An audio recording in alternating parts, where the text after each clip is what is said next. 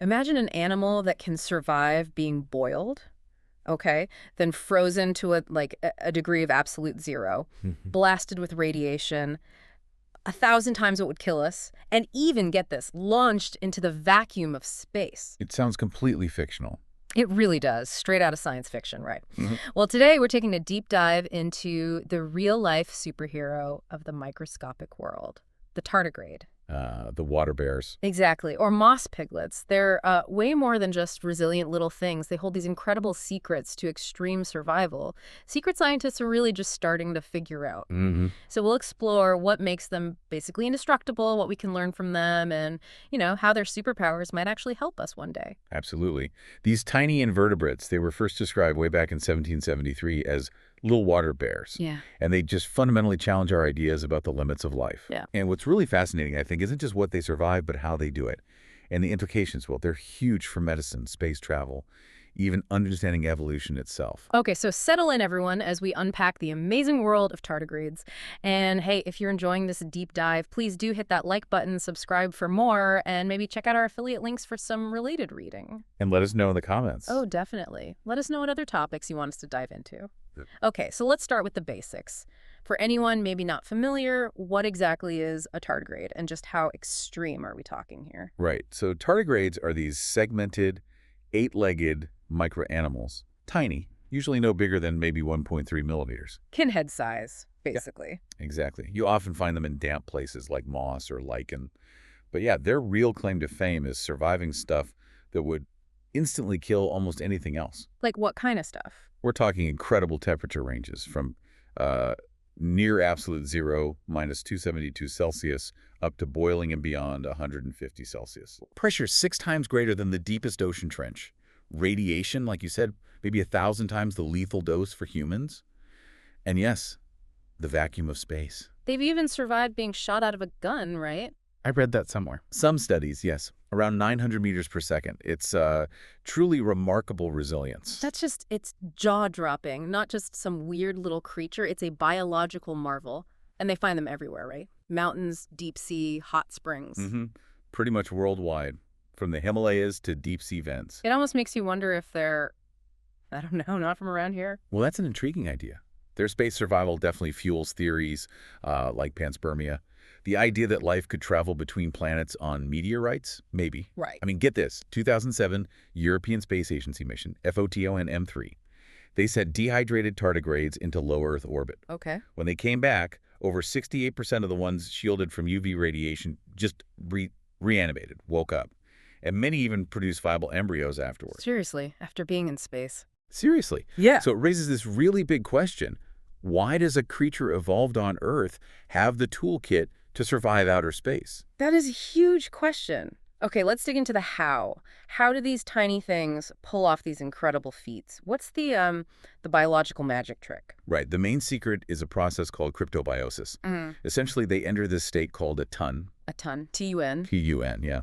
When things get really rough, like extreme dryness, freezing, no oxygen, the tardigrade pulls in its head and legs, pumps out over 95% of its body water. 95%. Yep. And its metabolism slows down to almost nothing, less than 0.01% of normal. It basically becomes this tiny, dried-up, lifeless-looking ball, a cyst. Wow. And it can stay like that for decades. There are reports of up to 30 years. Then, when water's available again, it just reanimates, comes back to life. It's like the ultimate pause button on life itself. But hold on, even in that dried out state, how do their cells, their DNA, not just completely fall apart? Losing that much water would destroy most cells. Okay, this is where it gets really cool. Scientists have found a whole bunch of specialized molecules doing the work. For a while, they thought it was mainly a sugar, triclose, forming like a protective glass. I think I've heard of that. Yeah, and it plays a role. But it seems the main players are these things called intrinsically disordered proteins, or IDPs. Intrinsically disordered. That sounds counterintuitive. It does, right. But these proteins, they don't have a fixed, rigid 3D shape like most proteins we think about. As the cell dries out, these IDPs form this sort of semi-solid gel, like a microscopic spider web inside the cell. Okay. And this web, this gel, It cushions everything. It holds the cell's components in place, stops vital proteins from clumping together or unfolding, protects the DNA. It basically turns the inside of the cell into something like protective honey or even glass, preventing damage. Well, it's like biological packing peanuts that form on demand. That's amazing. Using disorder to create order, in a way. Precisely. And you mentioned radiation earlier. Is there something special for that, too? There is. In 2016, researchers identified the damage suppressor protein, DSEP. DSEP, yeah. This protein literally wraps itself around the tardigrade's DNA, like a protective blanket, you could say. It shields the DNA from harmful stuff like hydroxyl radicals and ionizing radiation, physically preventing breaks. And more recently, studying another species, Hypsibius hinonensis, they found pigments called betalins. Betalins, like in beets? Similar idea, yeah. Possibly got the gene from bacteria.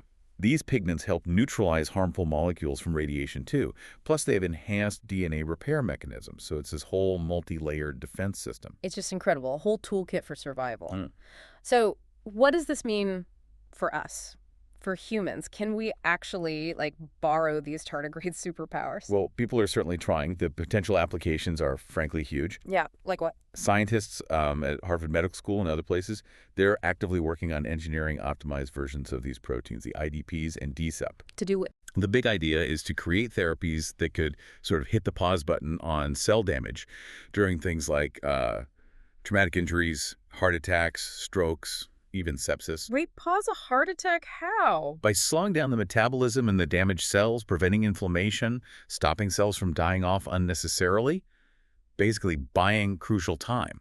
DARPA actually funded some of this work. They saw the potential in this sort of high-risk idea. That is revolutionary. Just imagine. What else? Beyond trauma. Well, think about storing medicines. So many vaccines and drugs need constant refrigeration. Right, the cold chain. It's a huge problem. Exactly.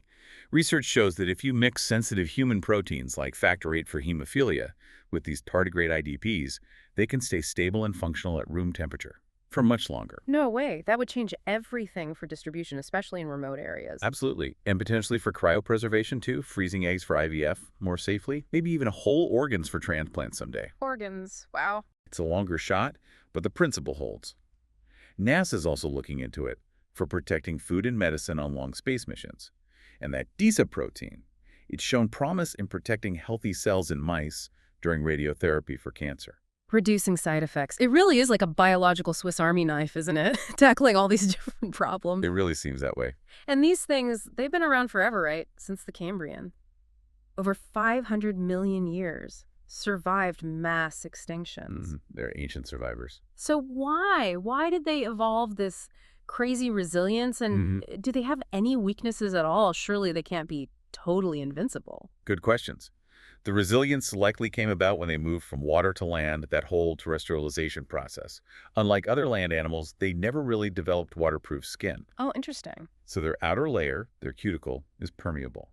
They were constantly at risk of drying out.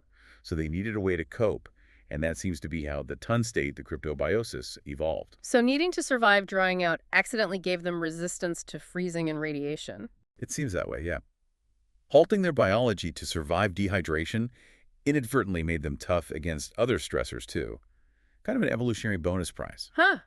But weaknesses, you hinted. Right. They're not true extremophiles. That's important. They don't thrive in extreme conditions. They endure them.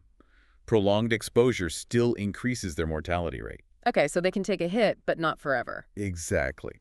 And recent research found a definite Achilles heel: sustained high temperatures. Really? After surviving boiling?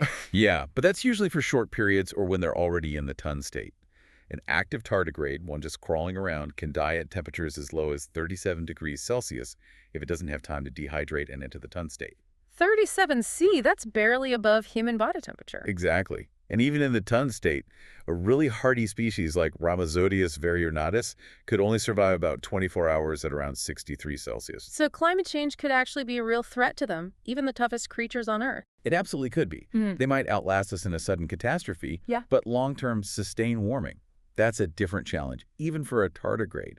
Their superpowers have limits. Wow. Okay, this has been an absolutely fascinating deep dive. From just being little water bears to potentially revolutionizing medicine. they're just incredible. They really are. So to recap quickly, Mm. these microscopic animals are masters of survival. They handle extreme temperatures, pressure, radiation, space vacuum, mainly using cryptobiosis, that ton state. Hmm. And they rely on specialized molecules like those intrinsically disordered proteins, IDPs, to form protective gels, and the DZIP protein to shield their DNA. And these aren't just cool tricks. They offer real potential, right? For human therapies, for storing vaccines without fridges, preserving organs, maybe even helping us explore space. It's amazing what we're learning. Yeah. The tardigrade seems so small, so insignificant, but it just keeps reshaping how we think about the limits of life on this planet. Living proof that the smallest things can hold the biggest secrets. It really makes you wonder, doesn't it? If life on Earth has already figured out these incredible solutions to extreme stress, what other biological tricks might nature be hiding? What else is out there waiting for us to find and maybe even adapt? That is a fantastic thought to end on. What other hidden biological wonders do you think we should explore next? Definitely let us know in the comments below. Yeah, we'd love to hear your ideas. And don't forget to like this deep dive if you enjoyed it, subscribe to the deep dive for more, and check out those affiliate links if you want to dig deeper. Thank you so much for joining us on this journey into the wild world of water bears. Stay curious, everyone, Stay curious. and we'll see you on the next deep dive.